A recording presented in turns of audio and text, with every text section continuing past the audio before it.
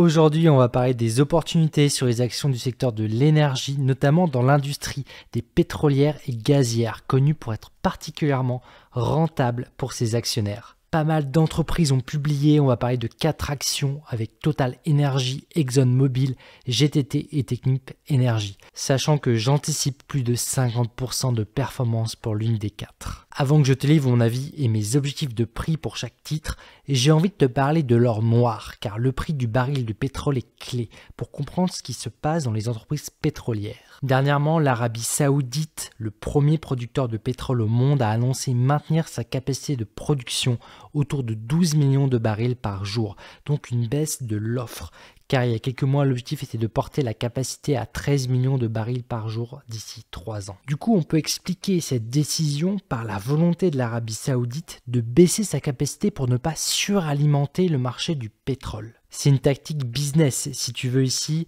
L'Arabie Saoudite prend en considération la macroéconomie, sur la demande notamment parce qu'elle ralentit. On voit qu'on est entré dans une période de ralentissement économique et potentiellement de récession pour certaines zones comme la zone euro. Qui dit récession, qui dit ralentissement économique, qui dit aussi baisse de la demande sur l'or noir. Ainsi, la baisse de l'offre qu'effectue là l'Arabie Saoudite, ça compense la baisse de la demande et maintient un prix du baril du brut à 75 $. Parce que d'un côté, tu as l'offre et tu as la demande. C'est deux acteurs principaux du prix. Donc 75 $ le baril, c'est pas 100 $. C'est pas ce qui est le plus inflationniste, c'est ce qui est le plus rentable pour les sociétés pétrolières. Mais ça reste au-dessus des niveaux clés pour que la plupart des business liés au pétrole génèrent de l'argent. Sachant que l'énergie, elle est au cœur de notre économie, c'est vraiment clé à comprendre quand on investit, car tous les secteurs et industries, sans énergie, pas de business, pas de création significative de valeur. Donc c'est vraiment clé les mécanismes entre le coût de l'énergie et ce que délivrent les principaux acteurs sur les pétrolières notamment. Ainsi, on arrive à la question centrale pour les pétrolières qui ont publié récemment et qui vont publier encore. Est-ce qu'elles sont rentables avec un baril à 70 $, voire 75 $ le baril en moyenne sur l'année? Alors la réponse est oui, bien sûr, avec Total Energy en tête, avec son coût de revient sur le baril de pétrole qui fait partie des plus bas parmi les majeures pétrolières à seulement 25 $ le baril, ce qui lui offre la meilleure résilience du marché. Et dont les investissements récents de Total montrent encore sa capacité à aller plus loin en allant chercher des explorations, affichant une rentabilité allant jusqu'à 20 $ le baril de pétrole. C'est clairement un des atouts connus de Total Energy qui, dans ces conditions, affiche un record de bénéfices pour sa dernière publication de résultats d'hier. Pour l'année 2023, elle génère 21,4 milliards de bénéfices nets, ce qui fait 4% de plus que l'an dernier, qui était déjà un record. D'ailleurs, on voit que les investisseurs ont légèrement sanctionné le titre avec moins 3% en séance, ce qui porte l'action Total Energy à 58 € l'action, ce qui fait quand même moins 2% sur la semaine. La question qu'on se pose ici en tant qu'actionnaire de Total Energy, c'est est-ce qu'on doit recharger une position moyen à long terme sur l'action? L'énergie, ça reste un des secteurs clés des portefeuilles en France.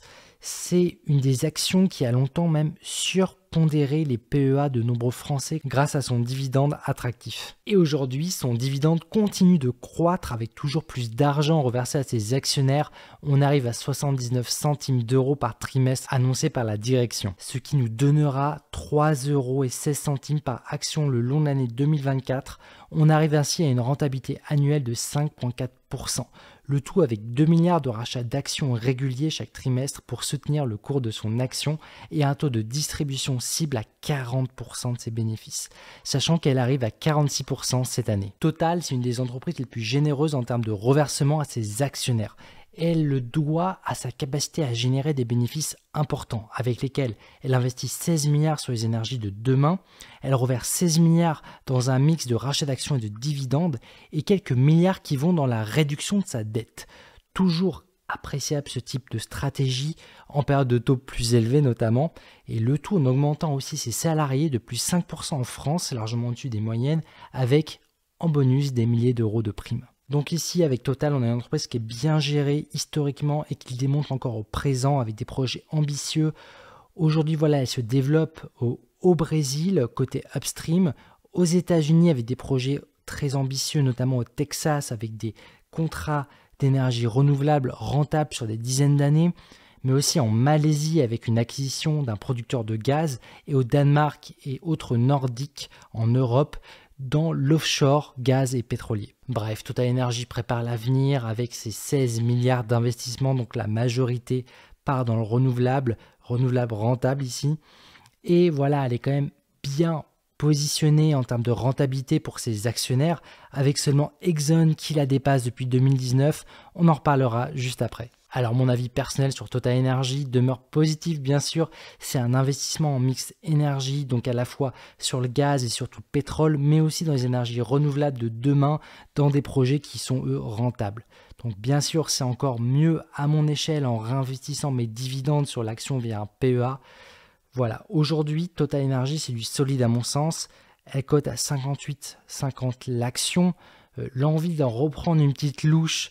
Et là, clairement, avec mon objectif personnel de prix à 65 € l'action, dans un contexte où j'anticipe un baril de pétrole moyen à 80 $ sur l'année, donc voilà, je suis assez bullish sur ce secteur et notamment sur Total Energy avec un niveau de risque anticipé pour l'action Total Energy acceptable autour de 17%.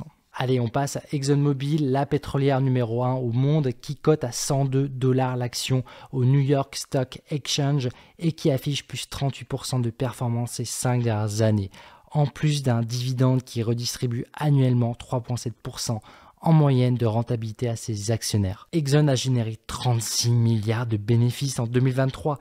C'est très impressionnant. Peu d'entreprises dans le monde atteignent ce niveau de bénéfices. Avec à ça, on ajoute 17,5 milliards de rachats d'actions et 15 milliards de dividendes versés. Donc on est à 32,5 milliards pour les actionnaires ici. On est sur du 50%, voire plus qu'un x2 sur certaines métriques comparé à Total.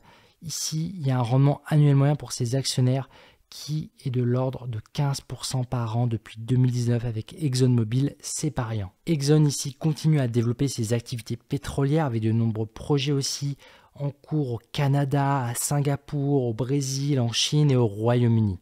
Chez Exxon, on n'a pas ici un virage très clair en termes d'investissement dans des projets renouvelables. Aujourd'hui, elle surfe clairement sur sa machine à faire du cash, le pétrole, la pétrochimie et le gaz. Avec ses 4 x 95 cents de dollars de dividendes par action, Exxon délivre aujourd'hui 3,7% de rentabilité brute annuelle. Voilà, elle reste le leader sur l'activité pétrolière dans le monde. Mon objectif personnel de prix, il est autour de 105 $ l'action pour ExxonMobil. Donc là, je ne vois pas d'opportunité de croissance chez Exxon.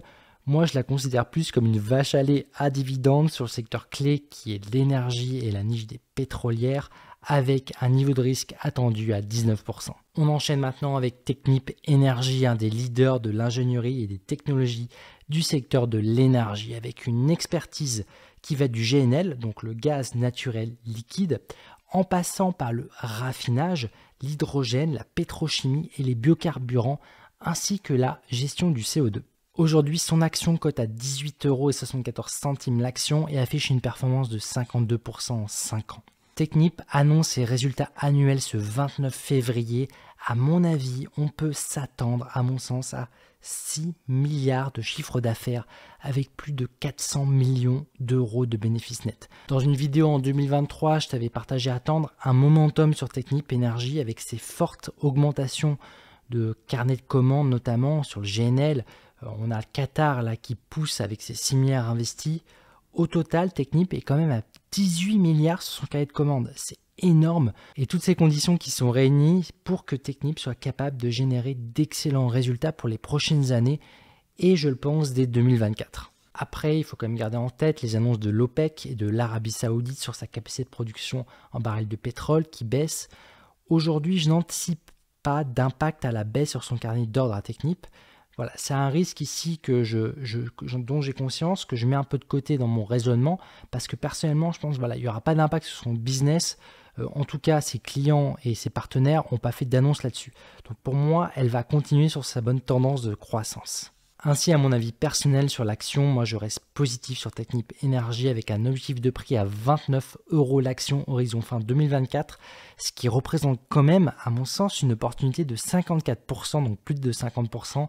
Voilà, moi je suis personnellement en confiance avec Technip Energies en acceptant un risque attendu à 35% sur son action. On enchaîne avec GTT, Gaz Transport et Technigaz, le leader français du transport maritime et du stockage de gaz, avec ses technologies d'ingénierie de pointe et notamment avec ses membranes cryogéniques.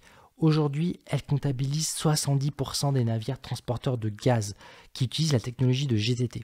C'est clairement le leader naturel du marché du transport du gaz maritime. GTT, pour moi, c'est une entreprise qui est solide et qui affiche un prix à 129 € l'action avec plus 73% de performance en 5 ans. Aujourd'hui, GTT travaille sur l'innovation de demain. Être capable de transporter du gaz liquéfié à moins 253 degrés Celsius. C'est vraiment pas rien, c'est un défi technologique dont les premières étapes ont été validées au sommet qu'on a vu la semaine dernière, Evolution, ce 30 janvier 2024 dernier. Donc potentiellement dans ces prochaines années, GTT pourrait être le fleuron de l'innovation sur le transport du gaz tout simplement. Après, GTT publiera ses résultats annuels ce 26 février, donc dans pas longtemps. En attendant, ces carrés de commandes, pour moi, ils étaient en croissance au troisième trimestre dernier, avec des revenus à plus 35%, qui est quand même guidé par une tendance en forte demande sur l'industrie du gaz, du transport du gaz. Mon avis personnel sur son action, il reste positif avec un objectif de prix à 150 €, ce qui fait quand même plus 16% anticipé sur 2024 avec un niveau de risque attendu à plus de 30%. Voilà, au passage, n'oublie pas le petit like qui fait plaisir. Maintenant, peut-être que tu peux voir ce mois de février comme une opportunité pour toi qui me suis. Donc toi qui hésiterais à investir tes euros durement gagnés, ou qui aurait du mal à identifier les entreprises de qualité à mettre dans ton portefeuille, ou encore toi qui n'aurais pas de stratégie bien en place pour tes investissements. Aujourd'hui, je te propose d'apprendre à construire ta propre stratégie d'investissement. Je peux t'aider avec ma formation qui va t'apprendre les bases nécessaires pour comprendre l'allocation et ses intérêts pour faire croître ton patrimoine. Tu auras aussi accès au suivi de mes portefeuilles PEA et CTO qui ont plutôt bien performé en 2023 et qui commence même à délivrer des performances intéressantes en 2024. Le tout avec ton accès à la communauté privée au club des investisseurs pragmatiques. D'ailleurs, j'organise un live privé ce samedi 24 février qui sera accessible à tous les membres de mon programme Investir avec pragmatisme. Pour en savoir plus, c'est sur mon site web guystorm.com. Sur ce, comme d'habitude, restons pragmatiques. Allez, ciao.